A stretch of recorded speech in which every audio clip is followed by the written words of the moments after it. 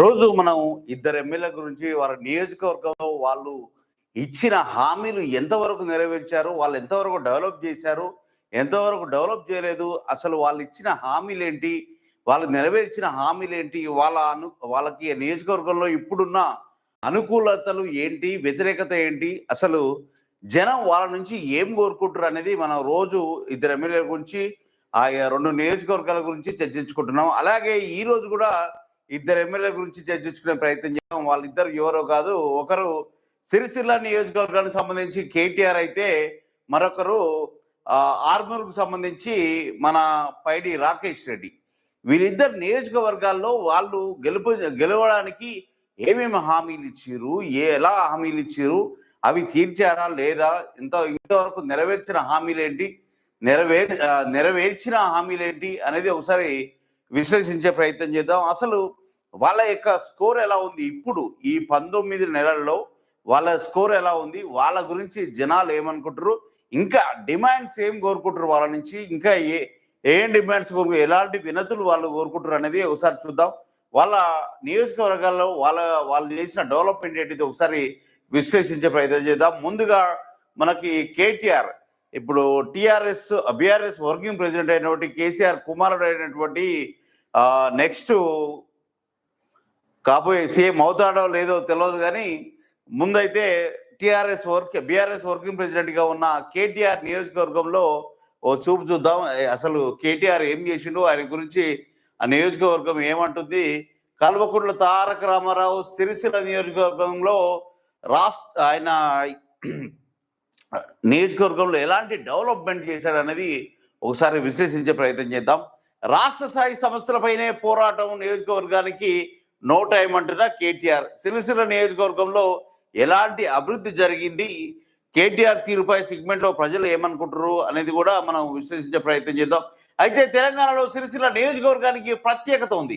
ఇక్కడ పద్మశాలి సామాజిక వర్గం ఎక్కువ. ఈ నియోజకవర్గంలో 35,000 కంటే ఎక్కువ పవర్ లూమ్స్ ఉన్నాయి. కేసీఆర్ కుమారుడు కల్వకుంట్ల తారక రామారావు ఈ సెగ్మెంట్కి ప్రాతినిధ్యం వహిస్తున్నారు. 2023 ఎన్నికల్లో కేటీఆర్ కు 1,12,009 ఓట్లు వస్తే కాంగ్రెస్ అభ్యర్థికి 76,145 ఓట్లు వచ్చాయి.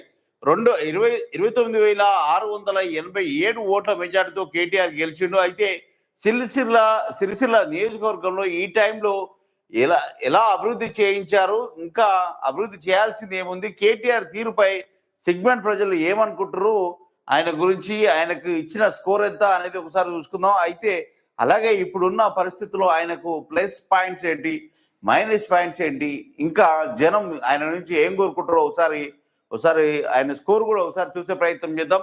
ప్లస్ పాయింట్స్ వచ్చేసరికి ఇప్పటిదాకా చేసిన అభివృద్ధితో కేటీఆర్కి పాజిటివ్ ఇమేజ్ ఉందంట నియోజకవర్గంలో. ఇది ప్లస్ పాయింట్. అయితే కేటీఆర్ ఎమ్మెల్యేగా ఉండడం జనాలు చాలా సంతోషపడుతున్నారు అక్కడ. అయితే కేటీఆర్ వచ్చాక సిరిసిల్ల అభివృద్ధి జరిగిందన్నది వాళ్ళ అభిప్రాయం. అయితే చేనేత కోసం కేటీఆర్ చేసిన కార్యక్రమాలపై అక్కడి నేత కార్మికులు చాలా వరకు హర్షం వ్యక్తం చేస్తున్నట్టు మనకు కనిపిస్తుంది. అయితే ఈ సెగ్మెంట్ ప్రభుత్వ విద్యా సంస్థలు కాళేశ్వరం నీళ్లు ఇవిగా చేసిన అంటే దానికి సంబంధించి కూడా ఆయనకి ప్లస్ పాయింట్ అనేది కనిపిస్తుంది. నెలకు 1-2 సార్లు నియోజకవర్గ పర్యటన ఆయన చేస్తారట. అది కూడా ప్లస్ పాయింట్ అయ్యే అవకాశమే ఉంది.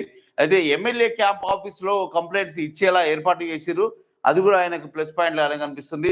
స్థానిక నాయకుల ద్వారా కేటీఆర్కి కలిసి వచ్చేలా చొరవ తీసుకోవడం కూడా ఆయనకు ప్లస్ పాయింట్ లానే ఉంది. ఆధునిక మార్కెట్ యార్డు నిర్మాణం పైన జనం హర్షం. నేత పరిశ్రమల కోసం గతంలో టెక్స్టైల్ పార్క్ స్థాపన, ఇది కూడా అది ప్లస్ పాయింట్ లానే ఉంది. చేనేతల కోసం ప్రస్తుతం ప్రభుత్వం అభివృద్ధి చేసిన చర్యలు, మహిళలకు ఉపాధి కల్పించేలా చొరవ తీసుకోవడం, ఇవన్నీ ప్లస్ పాయింట్ లాగా కనిపిస్తున్నాయి ఆయనకి. అయితే మైనస్ పాయింట్స్ ఏదో చూద్దాం. మైనస్ కింది స్థాయి క్యాడర్లో కేటీఆర్ కలవలేకపోతున్నారు. ఇది నిరాశకు గురి చేస్తుంది.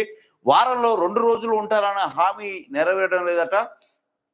అయితే ఈయన ఇచ్చిన మాట వారంలో 2 రోజులు సిరిసిల్లకే కేటాయిస్తారని ఇచ్చిన మాట నెరవేర్చాలని జనం వాపోతున్నారు. అయితే రాష్ట్ర స్థాయి సమస్యలపై పోరాడంతో నియోజకవర్గానికి తక్కువ టైం కేటాయించడం, సో అది కూడా ఆయనకి టైం కుదరక రాలేకపోతున్నాడేమో. సో ఏదేమైనా కానీ అది మైనస్ పాయింట్ కింద వస్తుంది. అనుచరులుగా చెప్పుకుంటున్న వారి చుట్టూ అవినీతి ఆరోపణలు, ఇది కూడా మైనస్ పాయింటే. కలగానే సిరిసిల్లకు హైట్ గ్యాప్. ఆటకెక్కిన సిరిసిల్ల అండర్ గ్రౌండ్ డ్రైనేజీ నిర్మాణం డ్రైనేజీ సంబంధించి కూడా ఆయనకి మైనస్ పాయింటే కనిపిస్తుంది. అయితే ఇంకా జనం ఈయన నుండి ఏం కోరుకుంటారు, జనం తరపున ఇంకా ఎలాంటి వినతులు వస్తున్నాయి, విన్నపాలు వస్తున్నాయి అనేది ఒకసారి చూద్దాం. జనం ఇంక ఈయన నుంచి విద్యుత్ సరఫరా కంటిన్యూగా ఉండడం లేదని జనం వాపోతున్నారు. దానికి సంబంధించిన డిమాండ్ ఒకటి సిరిసిల్ల నియోజకవర్గానికి సంబంధించి మనకు కనిపిస్తుంది. అలాగే పవర్ లూమ్ల అప్గ్రేడెడ్ కోసం వినతులు కనిపిస్తున్నాయి. అప్గ్రేడ్ అయితే 500-3000 మీటర్ల వస్త్రం ఉత్పత్తి కెపాసిటీ పెరిగే అవకాశం ఉంది. దీనికి కూడా వినతులు వచ్చినట్టుగా మనకు కనిపిస్తుంది. అప్గ్రేడెడ్ పవర్ లూమ్స్ కు రాయితీని ఇవ్వాలని వినతి. సిరిసిల్ల మున్సిపాలిటీలో విలీనమైన గ్రామాలకు సమస్యలు, ఇది కూడా డిమాండ్ లో భాగమే. విలీన గ్రామాలు తిరిగి పంచాయతీలకు చేర్చాలని డిమాండ్. గతంలో కేటీఆర్ ఇచ్చిన హామీ నిలబెట్టుకోవాలంటున్న ప్రజలు. పన్నులు పెరిగినా వసతులు పెరగట్లేదన్న జనాలు. బతుకమ్మ చీరల కాంట్రాక్ట్ల కోసం అభ్యర్థనలు ఇవి కూడా అవి జనం కోరుకుంటారు. పనులు లేక వలసపోయే పరిస్థితులు అంటున్న స్థానికులు. కేటీఆర్ ఒక ముఖ్యమంత్రి కుమారుడు అయ్యుండి కూడా అక్కడున్న ప్రజలకి పనులు అంటే నిరుద్యోగ సమస్య కానీ వాళ్ళకి ఉపాధి కల్పించే చర్యలు తీసుకోలేదనేది ఒక డిమాండ్, ఒక వినతి. అంటే అన్ని నియోజకవర్గాల్లో ఉన్నది వేరు. ఒక కేసీఆర్ కుమారుడు అయినటువంటి వర్కింగ్ ప్రెసిడెంట్ అయినటువంటి ఒక పార్టీకి వర్కింగ్ ప్రెసిడెంట్ అయినటువంటి ఆ నియోజకవర్గంలో అక్కడ జనాలకి పనులు దొరకక వలసలు వెళ్తురంటే అది ఆయనకి మామూలు మైనస్ కాదు, చాలా పెద్ద మైనస్. అది పనులు కల్పించే ప్రయత్నం చేస్తే ఇంకా బాగుంటుంది. ఆ రైతులు అదే డిమాండ్. గతంలో కేటీఆర్ ఇచ్చిన హామీల్లో భాగంగా అది ఒకటి కనిపిస్తుంది. అయితే వలస పోవడం అనేది దారుణమైన స్థితి. ఇక రాష్ట్రం నుంచి ఆ నియోజకవర్గం నుంచి వేరే రాష్ట్రానికి, వేరే నియోజకవర్గానికి పనుల కోసం వెళ్తున్నారంటే అది చాలా దారుణం అన్నట్టు. అలాంటి క్యాండిడేట్ ఉండి కూడా అలాంటి జరుగుతుందంటే అది ఇప్పుడు ఇంతవరకు ఏ ఎమ్మెల్యే అంటే ఉంటే ఉండొచ్చు, కానీ ఇక్కడ ఎక్కువ ఉందని చెప్పడం కూడా మైనస్ కిందికే వస్తుంది. సో యూరియా కొరతతో ఇబ్బందులు పడుతున్న రైతులు, పారిశుద్ధ కార్మికుల్లో జీవితాల్లో జాప్యం వద్దన్న వాదన. జిల్లా హాస్పిటల్లో ఎంఐఆర్ స్కానింగ్లు పెట్టాలన్న జనం. అంటే ఇంతవరకు జిల్లా హాస్పిటల్లో ఎంఆర్ఐ స్కాన్లు కూడా సిరిసిల్ల నియోజకవర్గంలో పెట్టలేదంటే కేటీఆర్ ఏ విధంగా డెవలప్ చేసిండో వైద్యపరంగా అనేది మనం ఒక మంత్రి స్థాయిలో ఉండి పంచాయతీరాజ్ శాఖ అన్ని శాఖలలో గ్రిప్ ఉండి తానే ఒక సీఎం షాడో సీఎం లాగా అన్ని పనులు చేసిన క్యాండిడేట్ నియోజకవర్గంలో ఇలా ఉండడం దారుణం. అయితే ఇంత దారుణంగా ఉండి ప్రగల్భాలు పలికే మాటలు, ఆయన మాట్లాడే మాటలు అహంకారపూరితమైన మాటలు చాలా దారుణంగా ఉంటాయి. ఆ నియోజకవర్గంలో కనీసం ఎంఆర్ఐ స్కాన్లు సంబంధించి కూడా లేవంటే సరే, ఇంకా మిగతా నియోజకవర్గాల్లో కూడా ఇలాంటి సమస్యలు ఉండొచ్చు కాక, కానీ ఆ నియోజకవర్గంలో ఆయన ఒక సీఎం కుమారుడు అయి ఉండి వర్కింగ్ ప్రెసిడెంట్ అయ్యిండి కూడా ఆయన నియోజకవర్గంలో అలాంటి సమస్యలు ఇంకా జనం ఆవేదనకు గురవుతున్నారంటే దారుణంగా చెప్పుకోవాలి అక్కడున్న వసతులను బట్టి, హాస్పిటల్ వైద్యం సంబంధించి. అయితే కేటీఆర్కి అనుకూలత ఎంత, వ్యతిరేకత ఎంత చూద్దాం. అనుకూలంగా 63% ఉంటే వ్యతిరేకంగా 21% ఉంది, తటస్థంగా 16% ఉంది. సో అనుకూలత ఎక్కువ ఉంది కేటీఆర్కి. టోటల్గా చూసుకుంటే అనుకూలత ఎక్కువ ఉంది. సో ఆయన చేసిన డెవలప్మెంట్ చాలా వరకు అనుకూలంగానే మనకు కనిపిస్తుంది. జనాలు మెప్పు పొందే లీడర్గానే కొనసాగుతున్నట్టుగా మనకు కనిపిస్తుంది. కానీ ఇంకా మెప్పు పొందాల్సిన అవసరం ఇంకా ఉంది. సో ఇది కేటీఆర్ నియోజకవర్గం సిరిసిల్ల గురించి. అయితే మరో నియోజకవర్గం అయినటువంటి ఆర్మూర్కు సంబంధించి పైడి రాకేష్ రెడ్డి రీసెంట్గా 2023 ముందే బీజేపీలోకి వచ్చిన రాకేష్ రెడ్డి ఆయన ఏంటంటే టికెట్ లభించిన వెంటనే బీజేపీలో విజయం సాధించిండు. Rakesh Reddy BJP candidate. నవ్వుదుడు ఎలా ఉందో కాకది కేక, మొత్తం ఫక్త్ బీజేపీ క్యాండిడేట్ లాగానే తన మాటలు ఉంటాయి. అయితే పైడి రాకేష్ రెడ్డి ఆర్మూర్ నియోజకవర్గం ఎలా ఉంది? ఆయన రాజకీయాలకు కొత్త అయినా బ్రహ్మరథం పట్టి జనం ఆయనకి ఓట్లు వేసారు. గెలిచిన 19 నెలల్లో ప్రజలు నమ్మకాన్ని రాకేష్ రెడ్డి నిలబెట్టుకున్నాడా? జనంలో గ్రాఫ్ ఎంత ఉంది, ఇచ్చిన రేటింగ్ ఎంత అనేది ఒకసారి విశ్లేషించే ప్రయత్నం చేద్దాం. అయితే రాజకీయ చైతన్యానికి పెట్టింది పేరు నిజామాబాద్. ఆ జిల్లాలోని ఆర్మూర్ నియోజకవర్గం ప్రత్యేక స్థానం ఉంది. ఈ నియోజకవర్గంలో చాలా వరకు గెలిచిన వ్యక్తి మరోసారి గెలవకుండా చూసుకుంటారు. నమ్మకం ఉంటేనే ఆ వ్యక్తి పైన గెలిపించే అవకాశాలు ఎక్కువ ఉంటాయి. అయితే ఈసారి ఇక్కడ ప్రజలు నాయకుడి సమర్థతను చూసి ఓట్లు వేస్తుంటారు. జనంలో ఉంటూ కష్టపడి పనిచేసే వారికే మళ్ళీ అవకాశం ఇస్తుంటారు. నియోజకవర్గ అభివృద్ధిలో ఏమాత్రం నిర్లక్ష్యం చూపారని జనం కనుక్కున్నా కానీ సరే ఓడించేస్తారు. అందుకే ఇక్కడ రిపీటెడ్ గా గెలిచిన ఎమ్మెల్యేలు ఎక్కువ లేరు. 2023 అసెంబ్లీ ఎన్నికలకు ముందు బీజేపీలో చేరి టికెట్ సంపాదించుకున్న రాకేష్ రెడ్డి ఘన విజయం సాధించారు. నాటి ఎన్నికల్లో బీజేపీ అభ్యర్థి పైడి రాకేష్ రెడ్డి 72,688 ఓట్లు రాగా, కాంగ్రెస్ అభ్యర్థి పొద్దుటూరు వినయ్ కుమార్ రెడ్డికి 42,989 ఓట్లు వచ్చాయి. అలాగే బీఆర్ఎస్ నుంచి పోటీ చేసిన ఆశన్న గారి జీవన్ రెడ్డికి కేవలం 18,502 ఓట్లు వచ్చాయి. ఎన్నికల్లో పైడి రాకేష్ రెడ్డి 29,669 ఓట్ల మెజార్టీతో విజయం సాధించారు. అయితే రాకేష్ రెడ్డి రాజకీయాలకు కొత్త అయినా ఆర్మూర్ జనాలు బ్రహ్మరథం పట్టారు. అయితే మరి గెలిచిన 19 నెలల్లో ఆర్మూర్ జనాల నమ్మకాన్ని నిలబెట్టుకున్నాడా, నిలబెట్టుకోలేదా, ఆయనకు ప్లస్ పాయింట్స్ ఏంటి, మైనస్ పాయింట్స్ ఏంటి, అసలు అనుకూలతలు ఏంటి, వ్యతిరేకత ఏంటి, ఇంకా జనం ఏం కోరుకుంటారు అనేది కూడా మనం చూద్దాం. అయితే ప్లస్ పాయింట్స్ వచ్చే నియోజకవర్గంలో చురుగ్గా ఉంటారన్న పైడి రాకేష్ రెడ్డి. చాలా చురుగ్గా ఉంటారట. పార్టీ సమావేశాలు, స్థానిక కార్యక్రమాలకు హాజరవుతారట. సాంస్కృతిక మతపరమైన కార్యక్రమాలకు ప్రోత్సాహం ఇలాంటివి చాలా ఇస్తారట. నియోజకవర్గ అభివృద్ధి పనులపైన మరింత ఫోకస్ పెడతారట. శంకుస్థాపనలు, ప్రారంభోత్సవాలకు స్వయంగా హాజరవుతారట. పార్టీ కార్యక్రమాలతో మంచి సంబంధాలు, మంచి కమ్యూనికేషన్.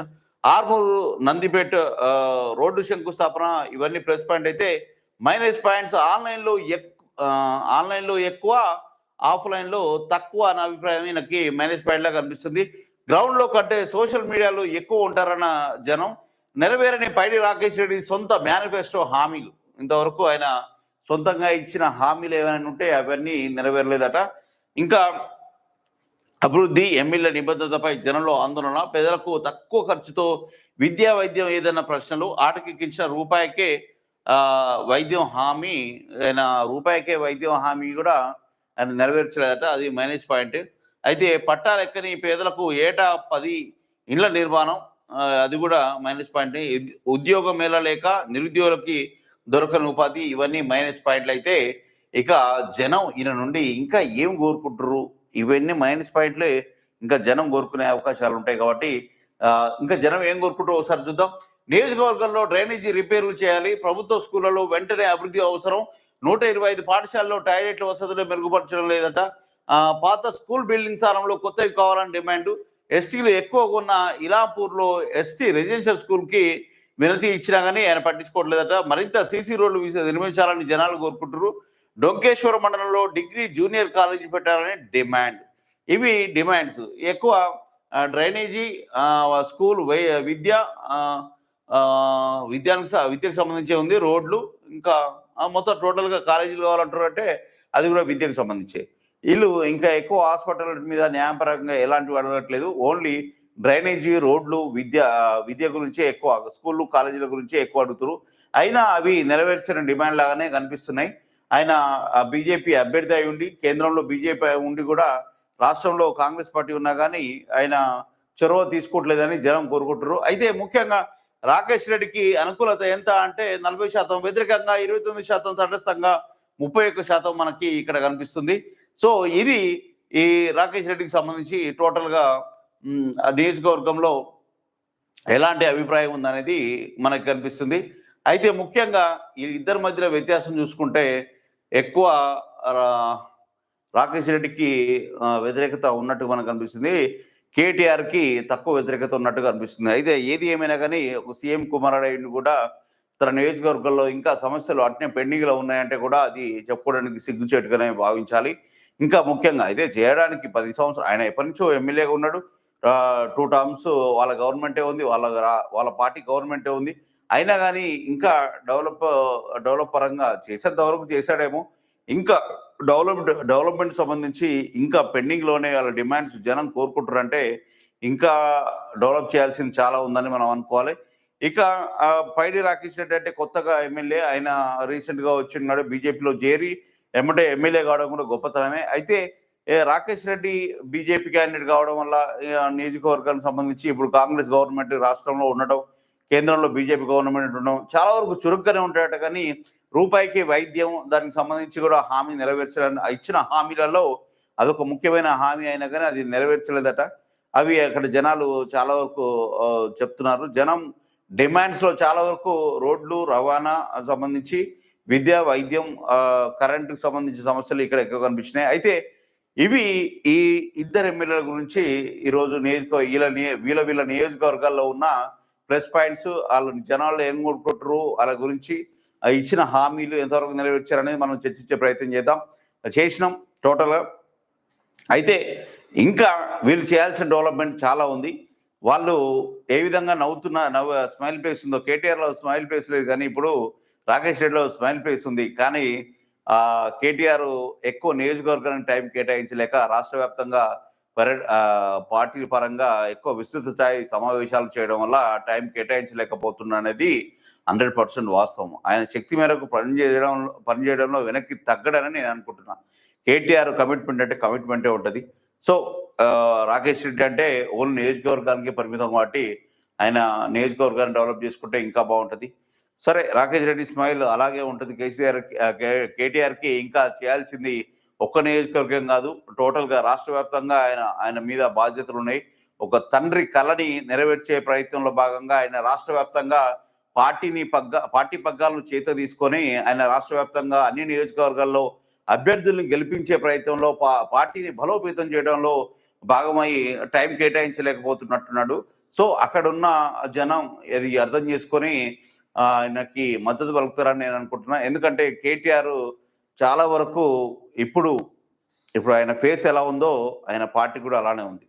సో చూస్తున్నారుగా, స్మైల్ లేదు, పార్టీలో కూడా స్మైల్ లేదు, గందరగోళం, గత్రి కేసులు పెండింగ్స్, అన్ని కేసులు పెండింగ్లో ఉండడం, ఇవన్నీ చాలా వరకు కేసులు ఒక కేసు కాకుండా ఇంకో కేసు, ఇలా ఒకటి మీద ఒకటి పడుతుంటే ఆ ఫేస్లో స్మైల్ లేకుండా పోయింది. అయ్యా ఫామ్ హౌస్కే పరిమితం అయిపోయిండు. ఇక చెల్లె మాట ఇంటలేదు, బావనేమో ఎప్పుడు పొడుస్తాడో తెలియదు. So silent killer, trouble shooter Harish Rao garu వెనకాల ఉన్నట్టుగానే నటిస్తున్నాడు. సరే, ఉంటాడేమో కేసీఆర్ ఉన్నంత కాలం, తర్వాతకి ఏం జరుగుతుందో తెలియదు. పార్టీ పగ్గాలు ఆయన చేతిలో ఉన్నాయి, పార్టీ భవిష్యత్తు ఆయన చేతిలో ఉంది. కేసీఆర్ కళ కొడుకును సీఎం చేయడం. సో అందుకే ఆయన ఫామ్ హౌస్కు పరిమితమై కొడుకుని రాష్ట్ర వ్యాప్తంగా తిప్పించే ప్రయత్నం చేస్తూ తన అనుభవాల్ని చెప్తూ కొడుకుని ముందుకు నడిపే ప్రయత్నం కేసీఆర్ చేస్తుంటే, కేటీఆర్ తన వంతుగా తన ప్రయత్నంలో భాగంగా పోరాటానికి, ఉద్యమాలు చేయడానికంటే ఇప్పుడు ఉద్యమం చేయడానికి తెలంగాణ ఆల్రెడీ వచ్చింది కాబట్టి ఉద్యమం చేయలేడు. సో ప్రజా సమస్యల మీద పోరాటం తప్ప ఆయన చేసేది ఏం లేదు. చేసి పార్టీ పగ్గాలని చేతిలో ఉన్నాయి కాబట్టి పార్టీని బలోపేతం చేసి పార్టీని అధికారంలోకి తీసుకురావడానికి అందరినీ క్రోడీకరించి, అందరినీ సమీకరించి ఆయన పోరాటమే లక్ష్యంగా బయలుదేరిండు. సో అది విజయవంతం కావాలని మనం కూడా కోరుకుంటున్నాం కూడా. ఇవి ఈరోజు ఈ ఇద్దరు ఎమ్మెల్యేల నియోజకవర్గంలో ఉన్న సమస్యల గురించి, డిమాండ్ల గురించి, ఇలా ప్లస్ పాయింట్స్ గురించి, మైనస్ పాయింట్లు గురించి, ఇచ్చిన హామీల గురించి, నెరవేరిన హామీల గురించి మనం మాట్లాడుకునే ప్రయత్నం చేశాం. ఇవన్నీ ఈ రోజు సంబంధించి ఇద్దరు ఎమ్మెల్యేల గురించి. రేపు మరో ఇద్దరు ఎమ్మెల్యేల గురించి మాట్లాడుకునే ప్రయత్నం చేద్దాం. అయితే ఛానల్ని సబ్స్క్రైబ్ చేసుకోవడంలో సబ్స్క్రైబ్ చేసుకోండి, బెల్ ఐకాన్ కూడా క్లిక్ చేయండి. ఇది ఈరోజు ఈ ఇద్దరు ఎమ్మెల్యేల నియోజకవర్గాలు, వాళ్ళు చేసిన డెవలప్మెంట్, ఇంకా చేయాల్సిన డెవలప్మెంట్ గురించి మాట్లాడుకున్నాం. రేపు మరో ఇద్దరు ఎమ్మెల్యేల గురించి మాట్లాడుకునే ప్రయత్నం చేద్దాం. ఛానల్ని సబ్స్క్రైబ్ చేయడం మర్చిపోకండి.